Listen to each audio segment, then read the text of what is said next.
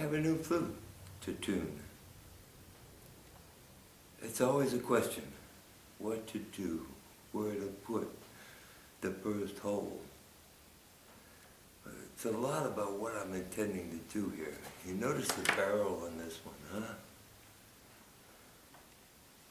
Very unusual shape. I have no idea what the volume of that chamber is. So I have to do these things intuitively. And what I do is listen to the overblows. Right now, it overblows right on E. It's shy of E right now. And this one has a second overblow. And I'm going to try to show you what I mean here.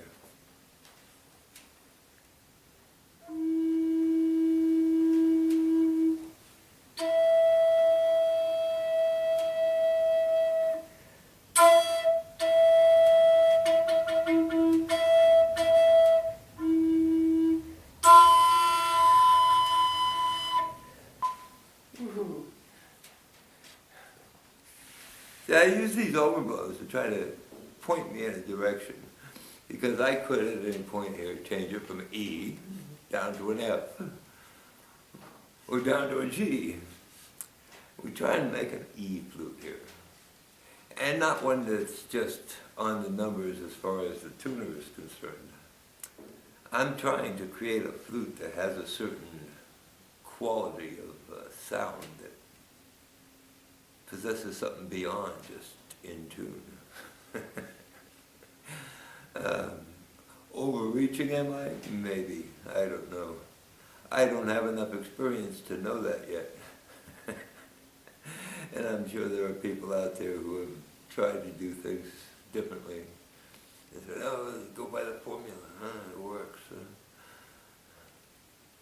Well, that's what happens when you get someone like me out here. New, ignorant. But I learn by doing. That's what I learn by doing it. Start with a concept. I want to make a flute that possesses the quality of enchantment. Enchantment, that's a high, lofty goal. Not just in tune, but enchanting.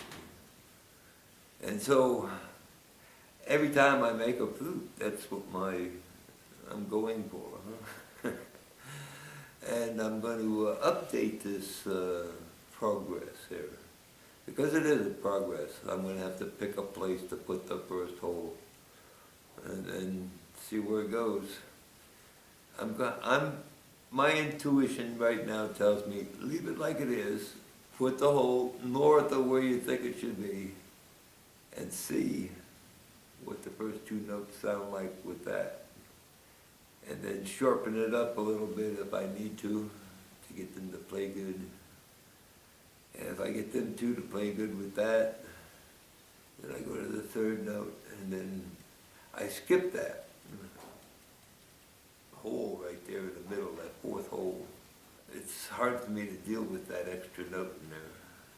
You need to kind of have a real savvy about playing to feel confident to pick up a 6-hole flute. First of all, you got to cover that all the time.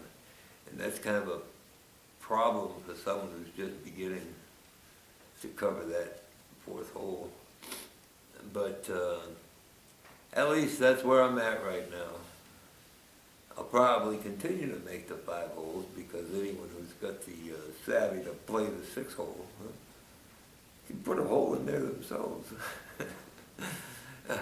But the note is actually found other places in there without having to put that one in there. You know, so I'll demonstrate that if you need to. I've had some people question me, well, what do you mean it's in there? It's actually in there in 2 places.